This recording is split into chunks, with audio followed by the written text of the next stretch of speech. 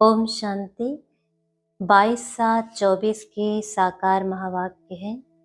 सार में बाबा ने कहा, मीठे बच्चे, देही अभिमानी बनो तो शीतल हो जाएंगे, विकारों की बास निकल जाएगी, अंतर्मुखी हो जाएंगे, फूल बन जाएंगे।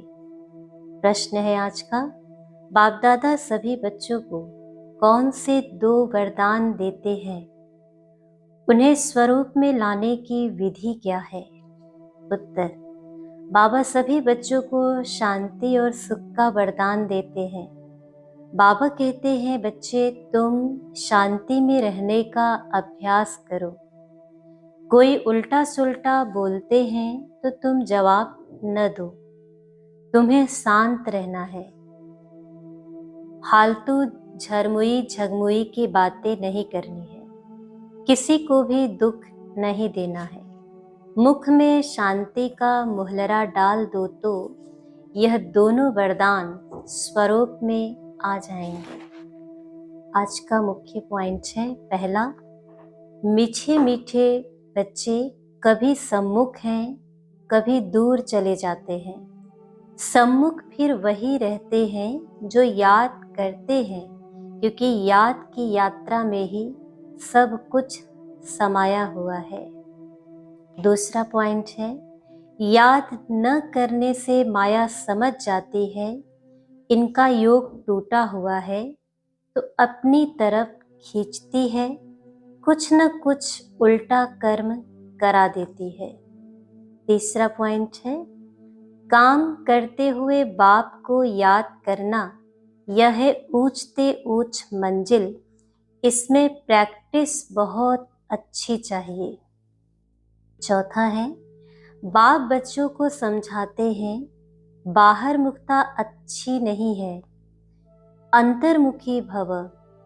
वह भी समय आएगा जबकि तुम बच्चे अंतर्मुख हो जाएंगे, सिवाय बाप के और कुछ याद नहीं आएगा।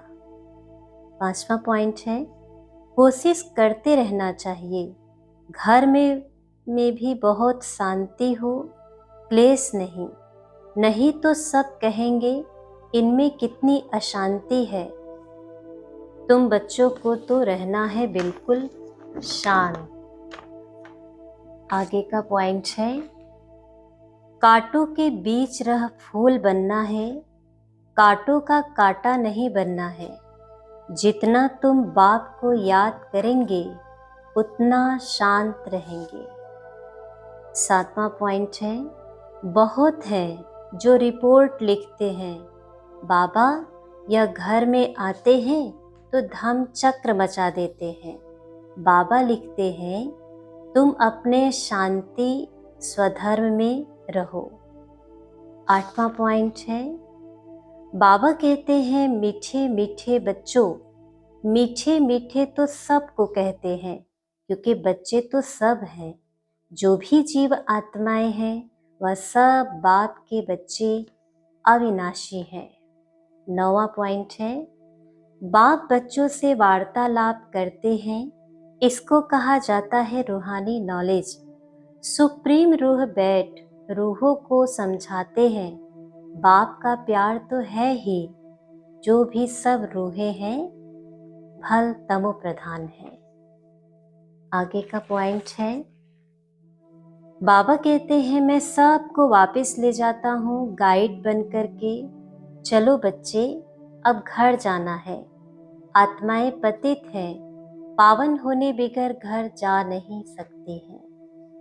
11वां है, आंखें बड़ा धोखा देती हैं, इन आंखों को कब्जे में रखना है।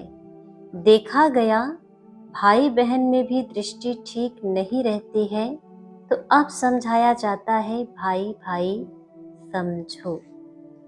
12वां है, इस कल्याणकारी संगम युग को कोई भी नहीं जानते, क्योंकि सबको बताया हुआ है कलयुग अजुन छोटा बच्चा है, लाखों वर्ष बड़े हैं।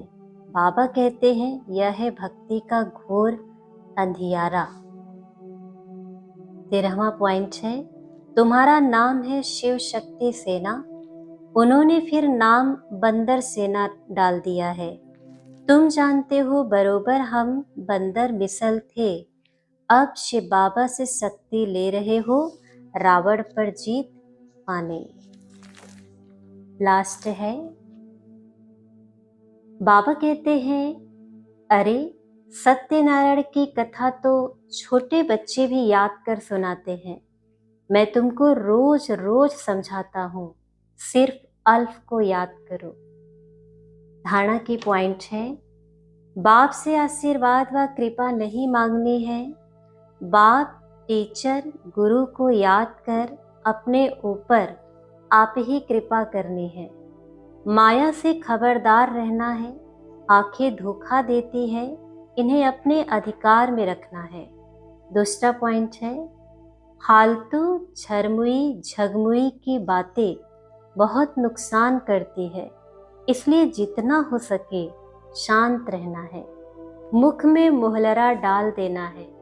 कभी भी उल्टा सुल्टा नहीं बोलना है। न खुद अशांत होना है, न किसी को अशांत करना है। आज का वरदान है, बाप की मदद से सूली को कांटा बनाने वाले सदा निश्चिंत और ट्रस्टी भव। स्पष्टीकरण, पिछला हिसाब सूली है, लेकिन बाप की मदद से वह कांटा बन जाता है। परिस्थितियां आनी जरूर हैं, क्योंकि सब कुछ यहाँ ही चुकता करना है, लेकिन बाप की मदद उन्हें कांटा बना देती है। बड़ी बात को छोटा बना देती है, क्योंकि बड़ा बाप साथ है। इसी निश्चय के आधार से सदा निश्चिंत रहो और ट्रस्टी बन मेरे को तेरे में बदली कर हल्के हो जाओ, तो सब बोझ एक सेकेंड में समाप्त हो जाएंगे।